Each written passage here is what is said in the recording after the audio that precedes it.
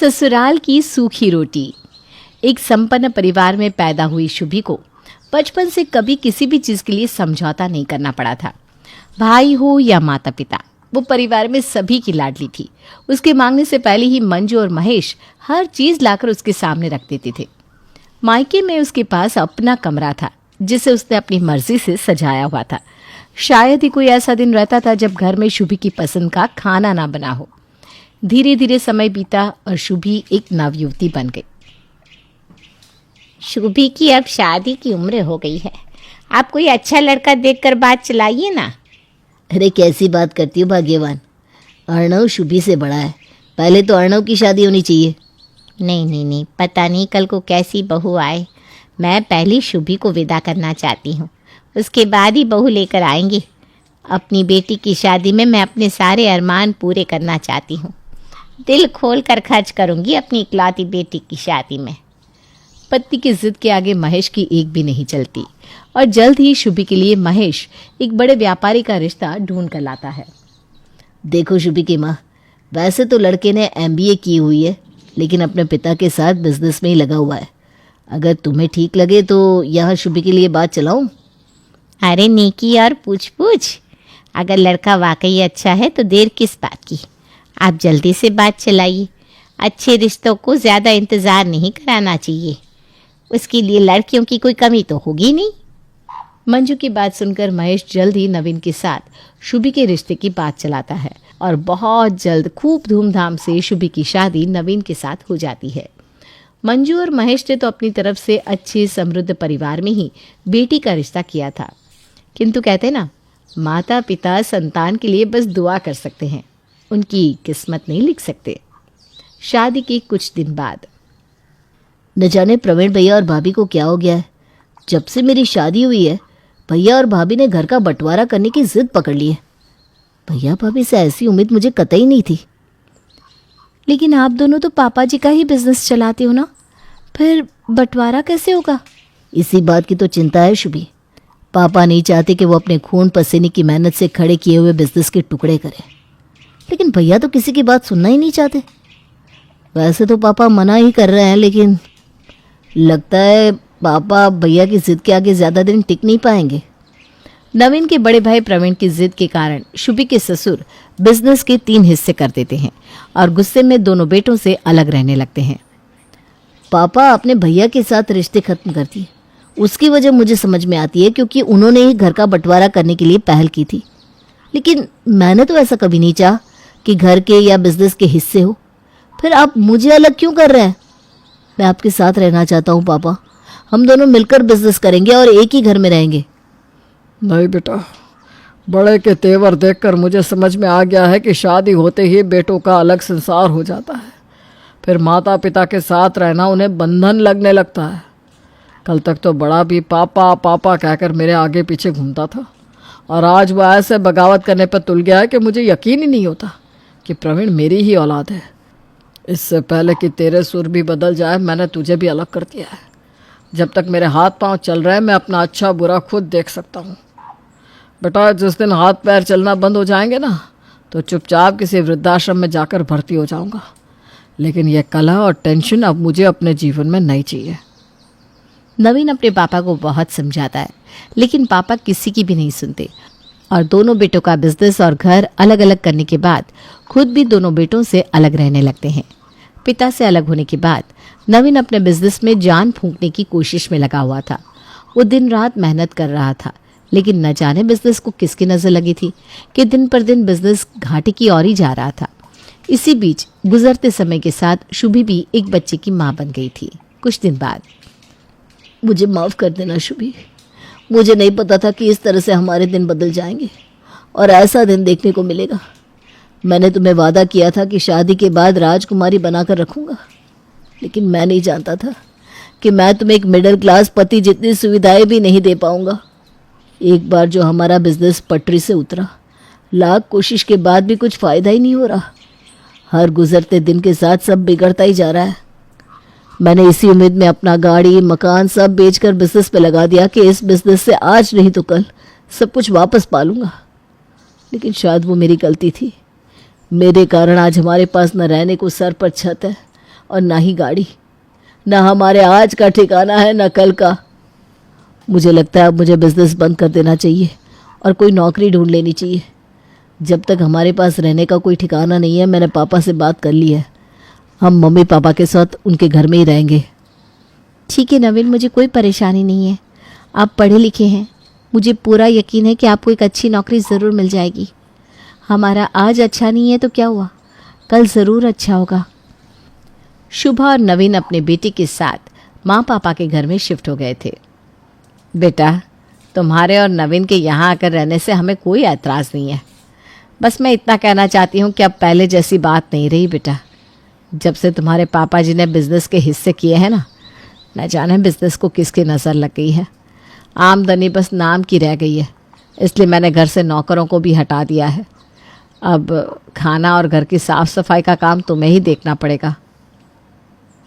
देखा आपने नवीन जी, हम मम्मी पापा के साथ रहने आ गए तो शायद उन्हें ऐसा लग रहा है कि उनका खर्चा बढ़ गया, इसलिए मेरे यहाँ आते ही उन्होंने नौकरों को हटा दिया। अब वो चाहती हैं कि खाना और घर के सारे काम मैं खुद करूँ। आपको पता है ना, मुझे काम करने की आदत नहीं है। और मेरे घर में तो 4-4 नौकर थे, कभी पानी का गिलास भी यहाँ से वहाँ उठाकर नहीं रखा।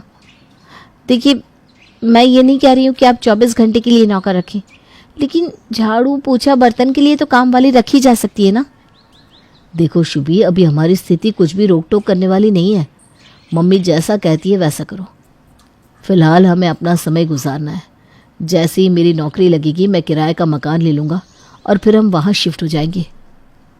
शुभी को अब सास का छोटी छोटी बातों पर बोलना बुरा लगने लगा था। उसे बात बात पर महसूस होता कि वो इतने बड़े घर की बेटी होने के बावजूद यहाँ कैसी ज़िंदगी गुजार रही है। शुभी, मैंने 1-2 जगह नौकरी के लिए ट्राई किया था। मुझे पुणे से जॉब का ऑफ़र मिला है, लेकिन फ़िलहाल मेरा बजट इतना नहीं है कि मैं पूरी फैमिली को पुणे ले जाकर सेटल हो सकूं। समझ में नहीं आ रहा क्या करूं। अब 2 ही रास्ते बचते हैं, या तो तुम मम्मी पापा के साथ इसी घर में रहो या फिर अपने मायके चली जाओ। देखो नवीन, तुम्हारे बिना यहाँ अकेले मैनेज कर पाना मेरे लिए बहुत मुश्किल होगा, और ससुराल में सबसे बड़ा सपोर्ट पति ही होता है। जब तुम ही यहाँ नहीं रहोगे तो यहाँ मेरा मन कैसे लगेगा। और मम्मी की यहाँ सारी सुख सुविधा है। आपको पता ही है ना, आजकल माँ जी छोटी छोटी बातों के लिए मुझे रोक टोक करती हैं। मैं ऐसा करती हूँ, अपने मायके चली जाती हूँ, कुछ दिन उनके यहाँ रह लूँगी।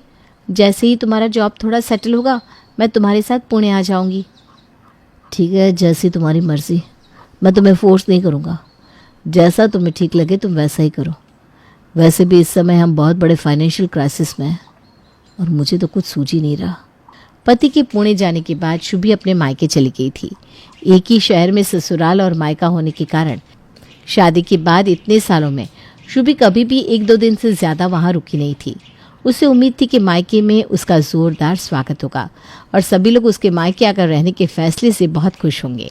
मायके पहुंचकर, मम्मी, मैं अपने कमरे में सामान रख देती हूँ, उसके बाद आराम से बातें करेंगे। आप हमेशा कहती थी ना 2-4 दिन के लिए आ जा, आराम से बैठेंगे, फुर्सत से बातें करेंगे। तो लो, अब मैं 2-4 दिन के लिए नहीं, 5-6 महीने के लिए आपके पास रहने आ गई हूँ। अब आप अपने सारे शौक पूरे कर लेना, खूब बातें कर लेना और अपनी नाती को भी खिला लेना। वो सब तो ठीक है बेटा, लेकिन तेरा कमरा तो अब छोटू ने ले लिया है। तेरे कमरे में उसने अपना सामान वगैरह जमा कर रखा है, तो ऐसा कर गेस्ट हाउस में अपना सामान सेट कर ले। अरे मम्मी, छोटू के पास तो अपना कमरा था ना, फिर उसने मेरा कमरा क्यों ले लिया? बेटा, अब इतने सालों से खाली पड़ा था तेरा कमरा, फिर शादी के बाद उनके पास सामान बहुत हो गया तो उसने कहा कि मम्मी मैं यूज़ कर लेता हूँ ये रूम। बेटा, खाली कमरे से तो उसके काम आ जाए वही अच्छा है ना, इसलिए हमने कहा रख लो, तुम इस्तेमाल करो।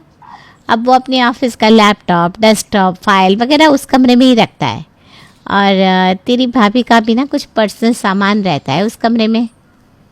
मुझसे पूछे बिना मेरा कमरा भैया भाभी को दे दिया, जैसे मम्मी पापा के लिए अब उनकी छोटी और उसकी यादें मायने ही नहीं रखते। उन्होंने तो शायद मन बना लिया था कि मैं कभी वापस उस कमरे में आकर रहने वाली नहीं हूँ। मेरे जिस कमरे में मैं एक सामान अपनी मर्ज़ी के बिना यहाँ से वहाँ नहीं होने देती थी, अब मेरा वो कमरा मेरा ही नहीं रहा। कितनी अजीब बात है, और मैं शिकायत भी नहीं कर सकती। मम्मी ने कितनी आसानी से कह दिया कि मैं मेहमानों के कमरे में जाकर अपना सामान सेट कर लूँ। मतलब अब मैं उनके लिए एक मेहमान हो गई हूँ। अचानक शुभी को कुछ महीने पहले की घटना याद आने लगती है, जब वो और नवीन मम्मी पापा जी के घर मदद मांगने पहुंचे थे। मम्मी, मैं अपना सामान कहाँ रखूँ? अरे बेटा, पूरा घर ही तेरा है, जहाँ तेरा मन करे वहाँ सामान रख दे, जहाँ तुझे बैठना हो वहाँ बैठ जा। घर को जैसे सजाना है वैसे सजाना। मैं तो सब तेरे ऊपर छोड़ रही हूँ।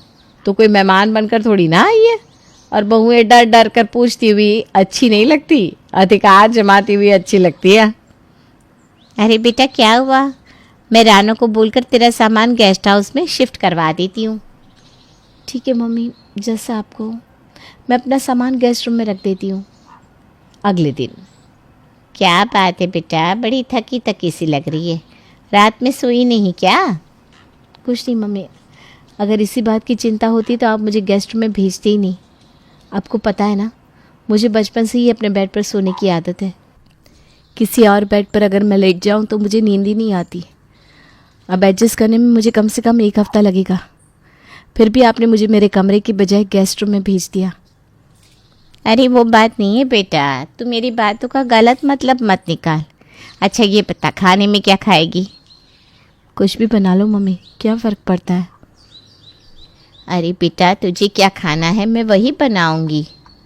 अच्छा ठीक है, आज अपने हाथ की कढ़ी चावल बनाकर खिला दो। बहुत दिन हो गए कढ़ी चावल नहीं खाए। दोपहर के समय नौकरानी रानो सबका खाना लगाने लगती है। अरे रानू, मैंने तो मम्मी को कहा था कि आज कढ़ी चावल बना देना लंच में, फिर ये छोले चावल क्यों बना दिए? दीदी आपने तो कढ़ी चावल बोला था, लेकिन फिर थोड़ी देर बाद बड़ी भाभी आई, कहने लगी रानो तुझे अक्ल नहीं है, शनिवार के दिन तो काले चने और चावल बनते हैं, तो कढ़ी किसी और दिन बन जाएगी। आज तो काले चने की सब्जी और चावल बना दे। तो मैंने बना दिए। अब नाराज़ मत हो दीदी, मैं आपके लिए कढ़ी चावल कल बना दूंगी।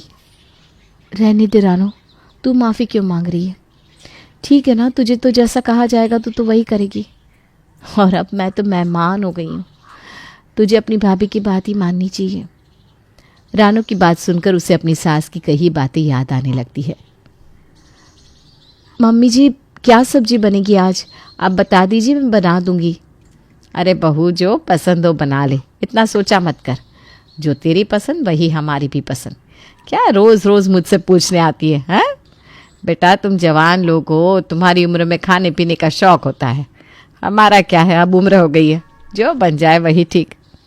ठीक है माँ जी, फिर मैं आज छोले भटूरे बना लेती हूँ, मेरा कई दिनों से मन हो रहा था। अरे बेटा, अगर तेरा मन हो रहा था तो फिर तुझे पहले ही बना लेना चाहिए था ना। इस पे संकोच वाली क्या बात है? और देख, तू अपने घर में है, तेरा जो मन करे वो खा, जैसे मन करे वैसे रह। इतना बंधन महसूस करने की कोई ज़रूरत नहीं है बेटा। मम्मी जी रोज़ मेरी पसंद का ही खाना बनवाती थी। कभी ऐसा नहीं हुआ कि अगर मुझे कढ़ी खाने का मन हो और उन्होंने कुछ और बनवा दिया हो। और यहाँ मेरी माँ अब बहू की पसंद को बेटी से ऊपर रख रही है। शायद यही अंतर होता है, जो शादीशुदा बेटियाँ मायके में ज़्यादा दिन टिकना नहीं चाहती। ऐसा लग रहा है जिस घर में मैं बचपन से पली बड़ी हूँ, वहाँ मेरा अधिकार ही अब खत्म हो गया हो। शुभी बात को आगे बढ़ाना नहीं चाहती थी। वो नहीं चाहती थी कि उसके कारण मायके में तनाव या मन मुटाव की स्थिति पैदा हो, इसलिए चुपचाप लंच करने लगती है। तभी उसे अपने बेटे शिवम के रोने की आवाज़ सुनाई देती है। शुभी उठकर बच्चों के कमरे में जाती है तो देखती है शुभम और भाभी का बेटा श्रेयस आपस में झगड़ रहे हैं। अरे बेटा, क्यों रो रहे हो तुम? क्या बात हो गई? मम्मा, श्रेयस अपना किसी भी खिलौना मुझे हाथ लगाने भी नहीं देता। मैं कोई भी सामान छूता हो तो मुझसे वापस छीन लेता है। कहता है अगर मुझे खेलना है तो मैं अपने खिलौने लेकर आऊँ। शिवम बेटा, तू दे देना उसके खिलौने, वो ऐसा ही है, बिना बात अभी चिल्ला चिल्ला कर पूरा घर सर पर उठा लेगा। तू आजा, मैं तुझे कुछ खाने के लिए देती हूँ। नहीं नानी, मुझे कुछ नहीं खाना, मुझे खिलौने चाहिए। ये क्या बात हुई? मम्मी श्रेयस को भी तो समझा सकती थी। वो शिवम से उम्र में बड़ा है और घर में 2-2 बच्चे हैं, तो दोनों को मिलकर खेलना चाहिए। उल्टा मम्मी अपने पोते का ही सपोर्ट कर रही है। शिवम का भी तो मन होगा ना कि वो खिलौनों से खेले। किसी तरह शुभी ने अपने बेटे शिवम को शांत कराया और बात आई गई हो गई।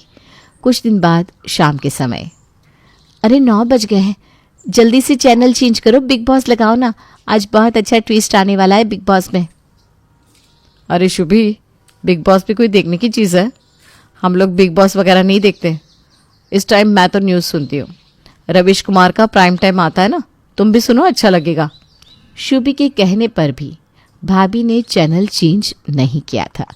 मन मारकर शुभी को भी भाभी के साथ बैठकर न्यूज़ सुननी पड़ रही थी। कहने को तो ये बहुत छोटी सी बात थी, लेकिन हर छोटी छोटी बात शुभी के मन में गहरे घाव करती जा रही थी।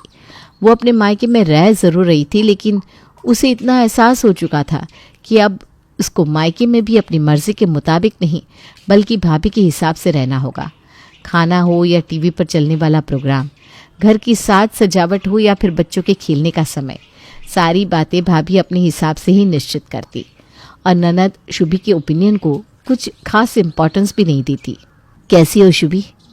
मैं तो ठीक हूँ, आपकी जॉब कैसे चल रही है? फिलहाल तो सब ठीक है, लेकिन पुणे बहुत महंगा शहर है। यहाँ पर तुम सबको, यानी तुम दोनों को लाकर सेटल होने के लिए अभी थोड़ा समय और लगेगा। अच्छा हुआ तुम अपने मायके चली गई।